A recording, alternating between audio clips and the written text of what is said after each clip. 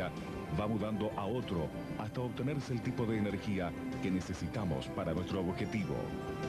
La energía química en estado latente en el interior del petróleo se transforma en energía térmica al quemarla mediante la combustión. Luego, mediante pistones, esa energía térmica obtenida se transforma en mecánica y gracias a ella conseguimos se desplace. La energía eléctrica es el producto de desplazar cargas eléctricas dentro de un campo magnético. Si el mundo de hoy es inconcebible sin la utilización de las distintas formas de energía, mucho más lo sería sin electricidad. Lo que destaca a la electricidad de las demás formas de energía es lo fácil que resulta de manejar. Es muy sencillo trasladarla a grandes distancias y transformarla en otro tipo de energía. La mayoría de los electrodomésticos son ejemplos de energía mecánica obtenida a partir de la electricidad. Las cocinas, refrigeradores o estufas son ejemplos de energía térmica obtenida a partir de ella. La forma más común de obtener electricidad es a partir de la energía química.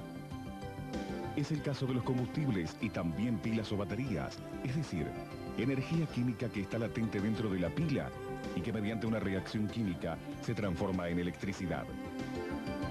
Otra forma es a través de un generador, o sea, transformando energía mecánica en energía eléctrica. Otra es a partir de la energía térmica. Con un motor térmico se transforma energía térmica en mecánica y luego llegamos a la electricidad. Y otra es a partir de la energía hidráulica.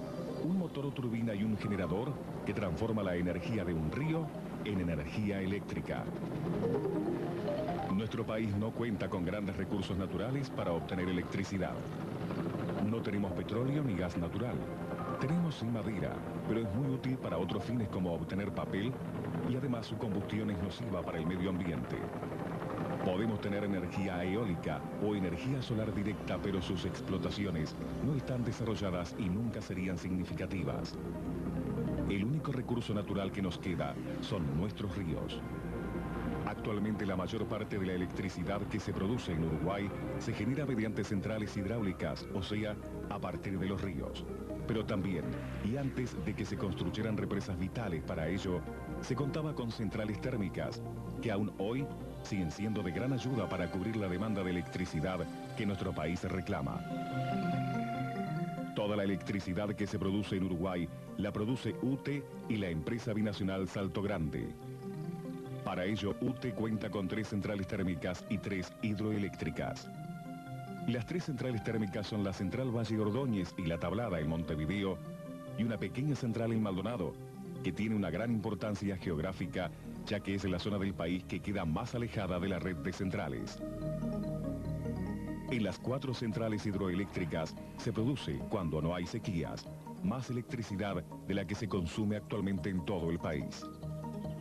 Esto da una idea cabal de la importancia que tiene en nuestro sistema energético esta red de centrales hidroeléctricas. Los únicos 2 ríos claramente aprovechables para fines hidroeléctricos son el río Uruguay y el río Negro. En el río Uruguay está la central de Salto Grande y en el río Negro, con un aprovechamiento integral de su pendiente, están emplazados los 3 escalones que forman la central Gabriel Terra en Rincón del Bonete, la central Baigorria y la central Constitución en Palmar. Y bien amigos, ya con un poco más de conocimiento sobre el tema, estamos prontos para ir al próximo bloque en el que abordaremos directamente el tema que hoy nos ocupa y repasaremos también las transformaciones que a lo largo de este siglo se produjeron en la historia de la energía hidroeléctrica nacional. Nos meteremos de lleno en el tema de hoy, la renovación de la central Gabriel Terra en Rincón del Bonete. Pero antes, veremos cómo se genera energía a partir de un río y cómo funciona el sistema hidroeléctrico uruguayo en particular. Un verdadero mecanismo de relojería compuesto por diversas centrales que trabajan las 24 horas, los 365 días del año para que nosotros podamos disfrutar el beneficio de la electricidad. El agua de lluvia forma caídas, cañadas y arroyos que en los valles se transforman en ríos y que luego desembocan en el mar. El río realiza un trabajo ya que desplaza un peso, una gran cantidad de agua, por lo que posee una energía en estado latente. En verdad, este trabajo empieza por el sol, que levanta agua del mar, la convierte en vapor, luego deviene en lluvia y la deposita en el valle para que así, río mediante, vuelva al mar. En el fondo, la energía interior que tiene el río se trata en verdad de energía solar. Como decíamos en el bloque anterior, toda forma de energía es, en el fondo, energía solar o nuclear. La idea de usar la energía de un río para beneficio del hombre es muy vieja. Un ejemplo de ello son los molinos de agua. En el caso de la electricidad, la idea de utilizar un río es la de detener, en un punto determinado, la caída permanente que presenta el agua, desde la altura que tenga el río en sus nacientes hasta el mar. Al detener el río en un punto determinado mediante una presa, se produce un lago artificial de determinada altura. En él se concentra un gran volumen de agua y también una gran cantidad de energía en estado latente. La altura que tenga el lago produce un salto artificial entre ese lago y el cauce natural del río aguas abajo. La sabia elección de ese punto determinado en el que se concentrará el agua del río en un lago artificial es fundamental para el objetivo. Debe ser un sitio geográfica, topográfica y geológicamente apto. Por un lado debe ser un lugar en el que el valle encajone al río para que el agua sea más fácil de detener. Además, el terreno debe ser resistente, ya que en ese sitio se producirá una gran acumulación de agua donde antes de construirse la represa no la había. El lago artificial cumple una doble función. Concentra la totalidad de la energía del río, a la que luego transformaremos en energía eléctrica y a la vez supone una reserva de agua que nos ayudará a seguir generando electricidad en tiempos de sequía. El lugar geográfico conocido como Rincón del Bonete es el que presenta mejores condiciones en el Río Negro para ubicar una central hidroeléctrica. Por esa razón, se eligió a principios de la década del 30 como primer y fundamental eslabón de una cadena de represas que se construirían en el Río Negro, el más caudaloso del país. Eso dio origen años más tarde a la central Gabriel Terra en Rincón del Bonete. Como toda central hidroeléctrica, Gabriel Terra transforma la energía concentrada del río en energía mecánica a partir de turbinas que vienen a ser como grandes ventiladores. Luego, mediante un sistema de compuertas, el distribuidor, se regula el pasaje del agua. Viene a ser el acelerador de la máquina. De esta forma se mantiene constante la frecuencia del sistema, que es proporcional a la velocidad de giro. A mayor pasaje de agua, más potencia. Esta energía mecánica que se produce al pasar por la turbina activa un generador que transforma la energía mecánica en energía eléctrica, obteniéndose gracias al distribuidor la cantidad exacta de electricidad que se necesita. La energía eléctrica no es un producto almacenable. Hay que consumirla en el momento que se produce. Eso significa que la electricidad que se consume por un lado, hay que generarla por otro, ya que no hay ningún depósito de energía eléctrica. Podemos imaginar una red eléctrica de interconexión de generadores y consumidores, como una red de tubos de agua con muchas válvulas de salida y sin tanque de acumulación. A menor cantidad de válvulas abiertas, menos agua se necesita para alimentarlas. En consecuencia, a mayor cantidad de válvulas abiertas, más agua se necesitará para que la presión del agua no disminuya. Para que la cantidad de agua no varíe por mayor o menor consumo, se la debe regular de acuerdo al consumo. Lo mismo ocurre con la electricidad. El trabajo que realizan las centrales hidroeléctricas, y en particular el distribuidor, es dejar pasar mayor o menor cantidad de agua por las turbinas para que se genere siempre exactamente la cantidad de electricidad que se necesita. Dado que la electricidad es un producto no almacenable, el aprovechamiento de la energía hidráulica es ideal para su generación, ya que en el lago sí tenemos un almacenamiento de energía y a la vez es fácilmente regulable de acuerdo a las necesidades del consumo, sin afectar para nada la capacidad energética del río. La central Gabriel Terra, como decíamos antes, es el primer eslabón de una cadena de centrales construidas con el fin de obtener el máximo aprovechamiento del Río Negro. Gabriel Terra, Baigorria y Constitución en Palmar, conjuntamente con Salto Grande en el río Uruguay, conforman el sistema de generación eléctrica por vía hidráulica. Cada una de estas centrales presenta características diferentes y cumplen distintas funciones complementándose unas a otras. Salto Grande genera del lado uruguayo 945 megavatios. La central Gabriel Terra genera 148 megavatios, pero su lago significa una reserva de agua de 6 meses como para afrontar extensos periodos de sequía. Aguas abajo, Baigorria genera 108 megavatios y Constitución 330 megavatios. Sin embargo, estas dos últimas prácticamente no tienen posibilidad de reserva de agua, es decir, que se alimentan en caso de sequía gracias al lago de Rincón del Bonete. Esto explica la importancia estratégica de la central Gabriel Terra en el sistema energético uruguayo. Pero esta central, la más antigua, necesitaba un reacondicionamiento, una puesta a punto que le permitiera seguir brindando su fundamental servicio. Actualmente la generación eléctrica en Uruguay tiene su componente mayor en la generación hidroeléctrica. Para la generación hidroeléctrica el país cuenta con dos aprovechamientos fundamentales. El de Salto Grande, la represa binacional entre Uruguay y Argentina, y el aprovechamiento integral del Río Negro que hace UTE en sus 3 centrales de generación. La primera central de ese aprovechamiento es la central Dr. Gabriel Terra, ubicada en el sitio de Rincón del Bonete. Esta central fue inaugurada en el año 45 y tiene la característica de que posee el único lago de regulación de todo el emprendimiento. Las centrales se componen de la central propiamente dicha y los diques que forman las represas. Mientras que la vida útil de un dique es del orden de cientos de años, por lo menos de 100 años, la vida útil del equipamiento electromecánico que compone una central se encuentra limitada por el desgaste natural de esos equipos. Por lo tanto, a mediados de la década del 80, UTE comprobó la necesidad de renovar la central Dr. Gabriel Terra con objeto de mantener íntegro todo el aprovechamiento. El primer desafío que presentaba esa renovación era la necesidad de hacer las obras con las unidades en funcionamiento, ya que el agua que pasa a través de esas unidades de la central Gabriel Terra es la que alimenta las centrales de Baigorria y de Palmar, que se encuentran aguas abajo. Esta necesidad de que siga funcionando mientras se hace la renovación implicaba que los trabajos había que hacerlos en una máquina por vez. En ese sentido, se hizo una programación de aproximadamente 4 años, destinando 1 año para cada máquina. Los orígenes de la energía hidroeléctrica en Uruguay se remontan a principios de este siglo. A fines del pasado, donde hoy están ubicadas las minas de oro de Corrales, había una mina que era propiedad de una compañía inglesa que por entonces construyó una presa. Las minas todavía están hoy.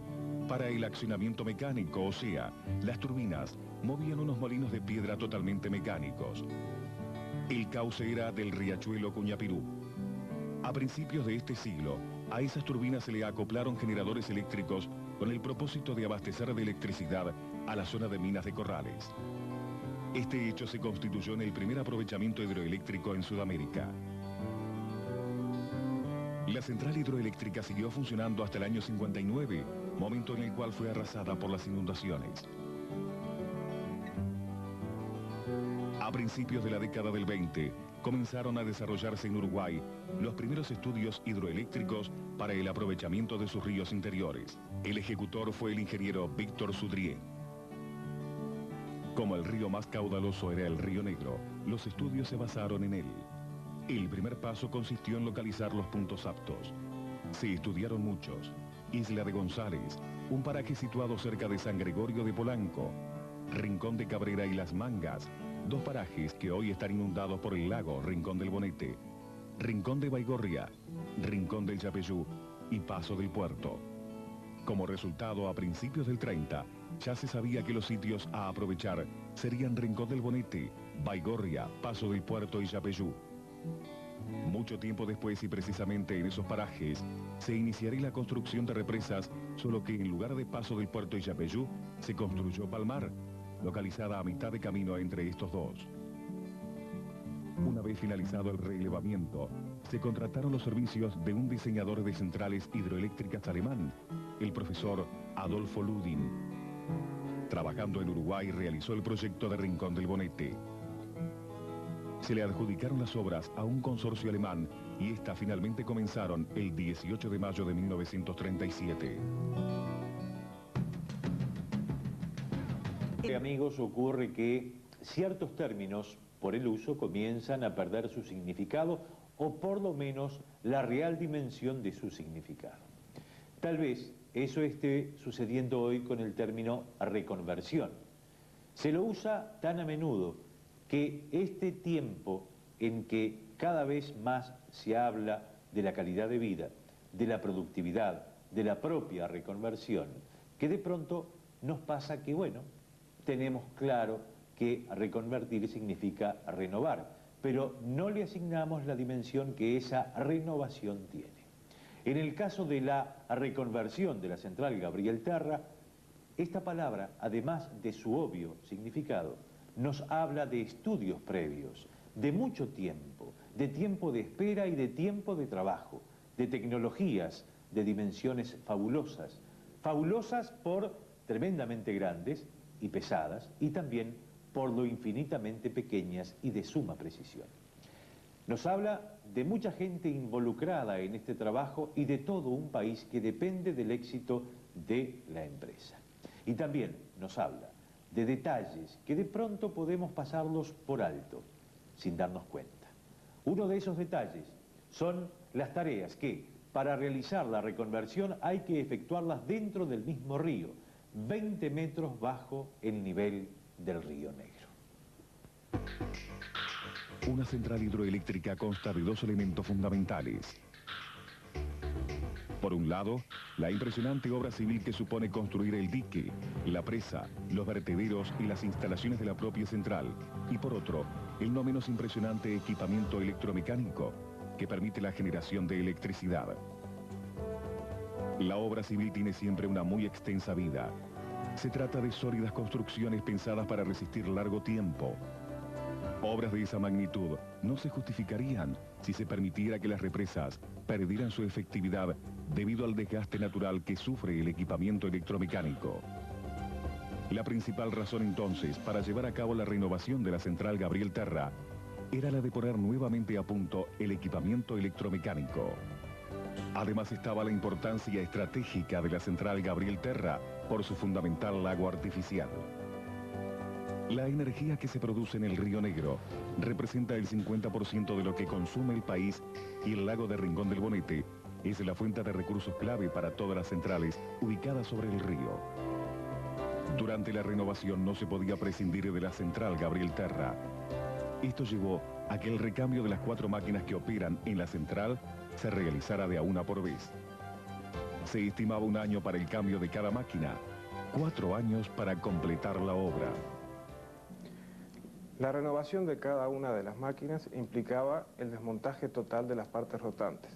Estas partes rotantes, en su conjunto, pesan del orden de 380 toneladas, compuestas principalmente por el rotor del alternador, que es la pieza más pesada de la unidad, pesando 210 toneladas, la turbina propiamente dicha, del orden de las 45 toneladas, y luego todos los elementos que componen a la máquina. La programación de trabajos implicaba el desmontaje primero del alternador, luego la extracción de la turbina, el rebobinado del alternador y la colocación en sitio de la nueva unidad. Estos trabajos se programaron para hacerlos alrededor de 1 año por cada máquina. En los hechos, la primera unidad llevó algo más de 1 año, porque era la primera unidad que se desmontaba y no se sabía exactamente qué es lo que se iba a encontrar. La última unidad, la 4ª unidad, en los hechos llevó menos de 1 año. También había que acondicionar el vertedero. El vertedero es lo que permite aliviar a la represa en las crecidas máximas. Acondicionarlo implicaba realizar un trabajo de reparación de los sellados en la zona que está en la cota 76, por lo que había que esperar a que el agua bajara de ese punto para poder hacer el trabajo sin perder agua. Las esperas forman parte de este tipo de obras. También hubo que esperar cuando la central fue construida 60 años atrás. 1937 se había iniciado la construcción de la central Gabriel Terra, pero el inicio de la Segunda Guerra Mundial hizo enlentezar las obras. De hecho, recién pudieron terminarse en 1945, siendo inaugurada la primera máquina el 23 de diciembre de ese año. El proceso de instalación continuó a razón de una máquina por año hasta que en 1948 se encontraban instaladas las 4. En aquel tiempo, la central generaba 128 megavatios, todo lo que el país era capaz de consumir. Era una obra que cambiaba totalmente el sistema eléctrico uruguayo. El lago de Rincón del Bonete fue en ese momento el lago artificial más grande del mundo, con una superficie de 1000 kilómetros cuadrados y un volumen de 9 kilómetros cúbicos de agua. Era también la represa de pequeñas caídas, del orden de los 25 metros más grande del mundo. La central funcionó con todo éxito hasta 1959. Las inundaciones de ese año duplicaron los caudales de agua que el diseñador alemán había previsto. El agua no solo pasó por arriba a la presa, sino que inundó a la propia central. Inundó también las obras de Baigorria, que estaban casi terminadas. Este hecho desnudó un error en el proyecto. El diseñador había considerado solo 30 años de historia nacional a nivel meteorológico y había hecho sus previsiones en base a ese cálculo. Si hubiera ampliado su estudio, habría sabido que en el siglo pasado ya se había registrado una inundación de similares características. Las inundaciones del 59 no representaron un hecho anormal, sí poco frecuente, pero no imposible. Luego del desastre, y ya en la década del 60, se restauró la central y se concluyeron las obras de Baigorria, pero con nuevos estudios que permitieron que la presa de Bonete soportara crecidas como las del 59 e incluso un 20% mayores. En 1982 se inauguró la central de Constitución en Palmar, finalizando así la cadena de centrales sobre el Río Negro, que constituyen una verdadera escalera. El aprovechamiento que se ha conseguido del Río Negro a nivel hidroeléctrico es prácticamente total. Cuando el Río Negro llega a nuestro país, su cota es de 100 metros sobre el nivel del mar. Su desembocadura en el río Uruguay está en la cota 3. Esto significa que es un río de muy escasa pendiente, menos de 100 metros. Los 3 saltos creados en Rincón del Bonete, Baigorria y Palmar consiguen sumados unos 70 metros de altura, casi la totalidad de la pendiente del río, pero producidos en solo 3 puntos para beneficio energético. Estos puntos representan 3 escalones de esa escalera energética creada. Por su parte, el río Uruguay presenta una pendiente aún menor, de solo 35 metros a lo largo de todo el litoral. La represa de Salto Grande provoca allí un escalón de 27 metros, en el único punto posible para ubicar una central hidroeléctrica. Tomando en cuenta que estos son los únicos 2 ríos aprovechables desde el punto de vista energético, resulta que Uruguay ha sacado partido al máximo de sus posibilidades hidroeléctricas. La actual renovación de la central Gabriel Terra ha servido también para mejorar su rendimiento operativo, consiguiendo elevar su generación eléctrica de 128 a 150 megavatios. Bueno, ahí está, a mi juicio, la represa Gabriel Terra marca un jalón muy importante en la vida de UTE. Es la primera represa que tiene la empresa UTE y es la que va a definir en el futuro prácticamente, digamos, el desarrollo de toda la actividad hidráulica del país a través de la construcción de primero de Baigorria y después de Palmar. Es una represa que para la época fue muy, muy importante en el mundo, es uno de los lagos mayores que en ese momento se construyeron. Esta represa tiene 4 máquinas, como dije, y tuvo una capacidad de generación original de 125 megavatios hora. Se previó una vida útil de 25 años y la verdad es que cuando llegamos a los 50 años, el directorio resolvió reconstruirla, repotenciar la central y realizar algunas obras complementarias en lo que es la propia presa y en los vertederos, en los cierres de los vertederos que estaban perdiendo. El objetivo primordial de la renovación es aumentar la vida útil de la central. pero se aprovechó también para realizar otro tipo de mejoras que hacen a la productividad. Todas las piezas sometidas a desgaste fueron cambiadas por equipamiento nuevo, reparadas o modificadas con elementos autolubricantes, y lo que no estaba sometido a desgaste se reacondicionó. La existencia de nueva tecnología permitió que los generadores y los alternadores nuevos sean un 15% más potentes. El rendimiento de las turbinas también se intensificó. Antes, el 86% de la energía potencial del lago se convertía en energía eléctrica, ahora un 91%. Las turbinas anteriores tenían 6 álabes o paletas. Se habían proyectado así de acuerdo al salto que se le había previsto a la presa. Luego de las conclusiones, en virtud de las inundaciones del 59, se supo que no puede utilizarse un salto tan grande a riesgo de que el desastre volviera a ocurrir.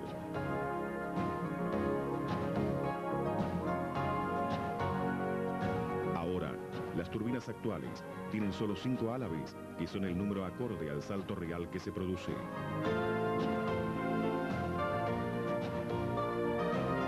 Otro gran logro conseguido es la sustitución de elementos que exigían mantenimiento continuo por otros, libres de mantenimiento.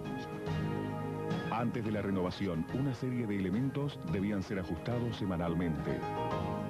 Esto no solo traía aparejado más trabajo y mayores costos, sino también la detención de la máquina para efectuar el mantenimiento. La aparición de materias primas como el teflón permiten ahora que estos elementos no requieran ajustes, lo cual no solo abate los costos operativos, sino que posibilita que las máquinas trabajen constantemente. Estos cambios incluso permiten que la misma cantidad de operarios puedan realizar trabajos más especializados en lugar de dedicar tiempo a tareas de mantenimiento. La introducción de sistemas computarizados posibilitó sustituir los procedimientos mecánicos. Esto permite que los elementos de regulación de la intensidad y de la tensión sean mucho más precisos y por lo tanto más confiables. Que no nos podemos imaginar al país funcionando con energía eléctrica sin la represa de Salto Grande, por supuesto sin la represa de Rincón del Bonete, que es para nosotros la base fundamental de la fuente generacional de UTE. De ahí que creemos que UTE ha hecho muy buena inversión. Esto supuso una obra de un costo de los 42 millones de dólares, pero al recuperar 25 años de vida útil, no me cabe duda de que está absolutamente asegurada la rentabilidad de esta inversión, con un retorno que no puedo definir en el tiempo, en cuántos años se cubrirá, porque todo dependerá de la intensidad con que esta usina o con que esta hidráulica funcione, pero realmente creo que para UTE y para el país ha sido una excelente operación, en todo sentido. Durante 1991 se comenzaron a construir los equipos a instalar y en el año 94 se iniciaron las obras para el cambio de la primera máquina. En 1997 se instala la última, la cuarta y última máquina. En los años 40 la central Gabriel Terra había sido la primera en el mundo de sus características. Y así también, 50 años después, fue la primera en ser renovada en su totalidad. Hoy es la central uruguaya que cuenta con mejor equipamiento técnico, como para encarar los grandes desafíos que nuestro país debe enfrentar en materia de producción de energía eléctrica. Para la generación térmica, básicamente pueden usarse 3 tipos de combustible: el carbón, los derivados del petróleo o el gas natural. El carbón y los derivados del petróleo tienen un precio de referencia internacional, debido a que su transporte significa un pequeño porcentaje del precio del propio combustible.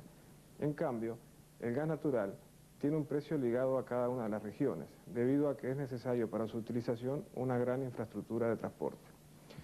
Entre las máquinas que consumen derivados del petróleo se pueden distinguir 2 categorías: aquellas máquinas que son aptas para consumir combustibles de gran calidad, es decir, combustibles muy refinados. Estas máquinas tienen la característica de que su costo de construcción o su inversión inicial es muy baja. Las otras máquinas que también existen son las que son aptas para consumir combustibles de baja calidad. En este caso, la inversión inicial de esas máquinas es más elevada.